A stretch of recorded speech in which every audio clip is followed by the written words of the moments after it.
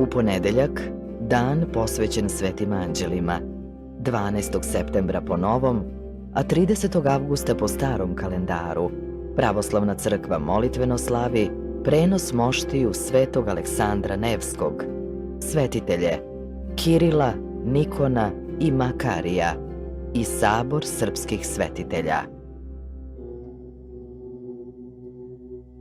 Jakože srodnici tvoji Boris i Gljeb, javiša sja tebje s nebese vo pomož, podvizajušćemu sja na veljera svejska gojivo je vjego.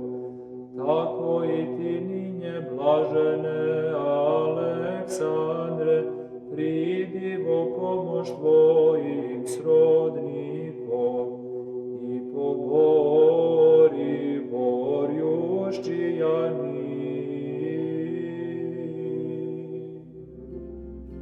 Aleksandar Nevski se po mišljenju znamenitog ruskog istoričara Sergeja Mihajlovića Solovjova i mnogih drugih smatra najistaknutijom ličnošću stare ruske istorije, od Vladimira Vsevolodovića Monomaha do Dimitrija Ivanovića Donskog.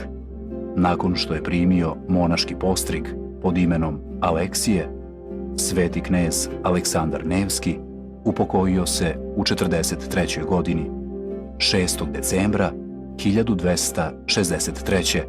u Gorodcu na Volgi.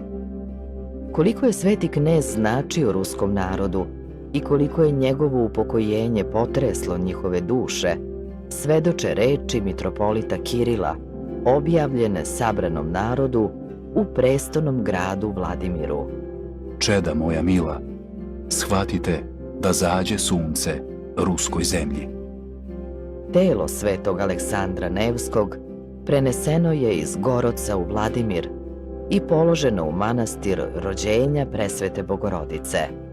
Nad njegovim grobom događala su se mnogobrojna čudesa.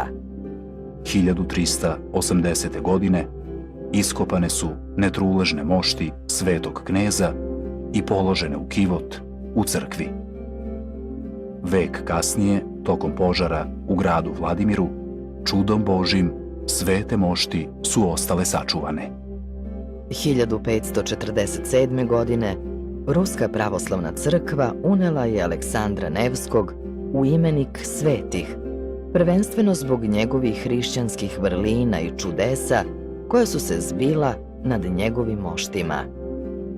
Iz Vladimira su mošti 1723. godine prenesene u Šliselburg, odakle su godinu dana kasnije, voljom cara Petra Velikog, prenesene u novu prestonicu, Sankt Peterburg. Tako su na današnji dan svečano prenete mošti svetog kneza u crkvu Aleksandra Nevskog, Sveto-Trojskog manastira, gde i danas počivaju. Nedugo potom ustanovljeno je praznovanje ovog svečanog događaja.